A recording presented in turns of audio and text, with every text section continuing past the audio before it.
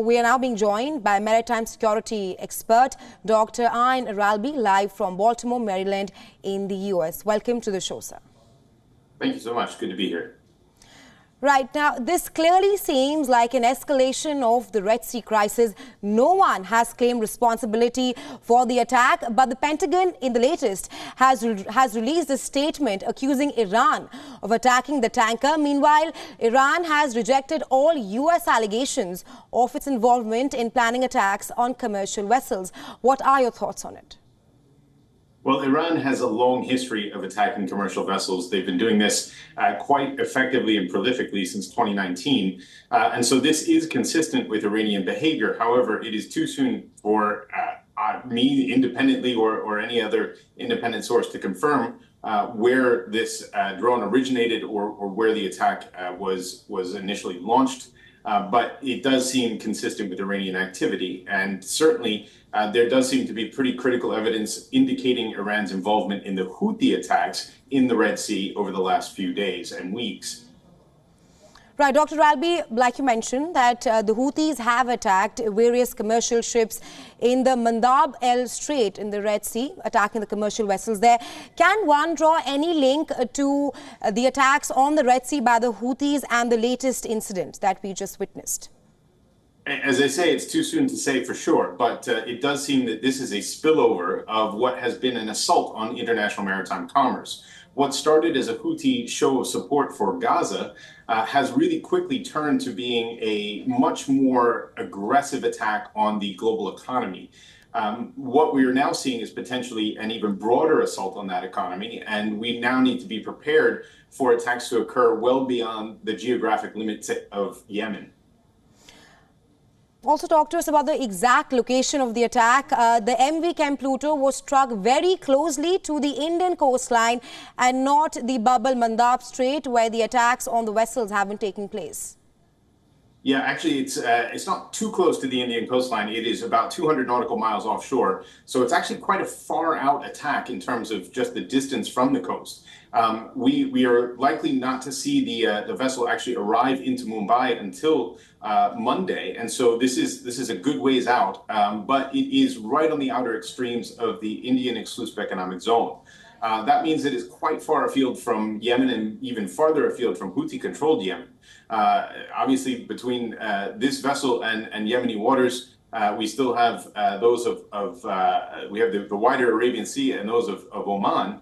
So this is a very far afield attack for the Yemenis, but we are much closer to Iran. Obviously, we have Pakistan in between, but that is still quite a distance. And so this attack is a bit of an anomaly compared to the others, all of which have been concentrated right near the Yemeni coast in Houthi-controlled areas. So this is quite, as you said before, escalation of the overall situation, at least insofar as the geography is concerned.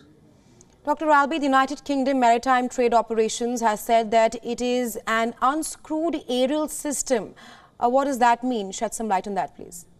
So this is not a missile per se, but it is an unmanned aerial system, which means that there is it functions a bit like a plane. It is a flying drone that is able to navigate, but it is armed with a light warhead, if reports are correct. Much like the Shahed 136 drones that we have seen coming out of Iran over the last few years, and which have been supplied by Iran to Russia in the fight in Ukraine. And so this sort of kamikaze drone, which is designed in order to be able to explode on impact with a hard surface, in this case a ship, is seemingly consistent with Iranian technology. That said, we've not seen forensics on it yet, and I do not have any independent way of confirming that. But the unmanned aerial system is fundamentally different than a missile, which is launched directly from shore or from a ship and will only go in one direction, whereas this is more navigable. And so the question remains as to whether there were any assets that were involved out on the water nearer to this ship that were in any way helping to position the targeting of that drone. But as I say, without any further insight on the technology being used, it's hard to say exactly how it was operating. Dr. Ralby, do we have any information about the nature of the equipment that was used? Was it a drone or a missile?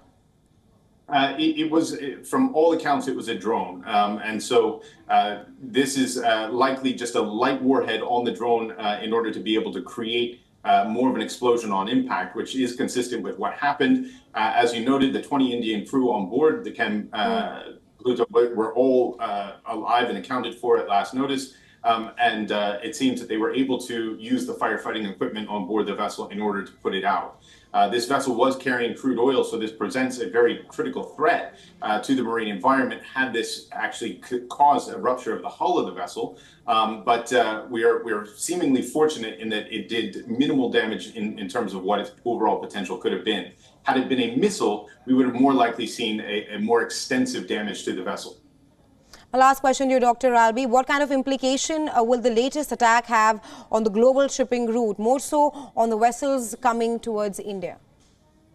Every shipping line in the world is right now considering how these attacks are going to impact their operations, and it's having dramatic effect. Over the next few weeks, we're likely to see an increase in the price of everything, from food to fuel to basic goods, because the flow of maritime commerce is being disrupted, and the risk calculus for how to assess whether it is safe to send seafarers into certain areas is being affected.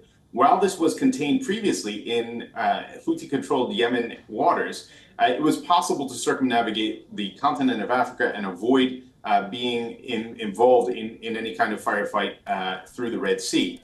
With this attack, we now have a new set of new calculations that have to be done in order to figure out what is safe. And as I said, 200 nautical miles offshore, in effectively the middle of the Arabian Sea, is a very big geographic expanse to now account for. And so we're going to have to redefine how we approach securing global commerce in order to try to make sure that it is safe for vessels to continue to float. This is a job for the navies of the world, and I know the Indian Navy is thinking very quickly as to how it can be involved in helping to support the continued flow of international maritime commerce, because we all rely on it everywhere on Earth, and we need it to flow rather rapidly.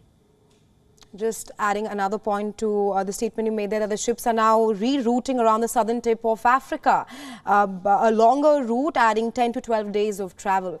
But thanks very much, Dr. Albi, for joining us on WION and sharing your insights with us on this story. Thank you so much for having me.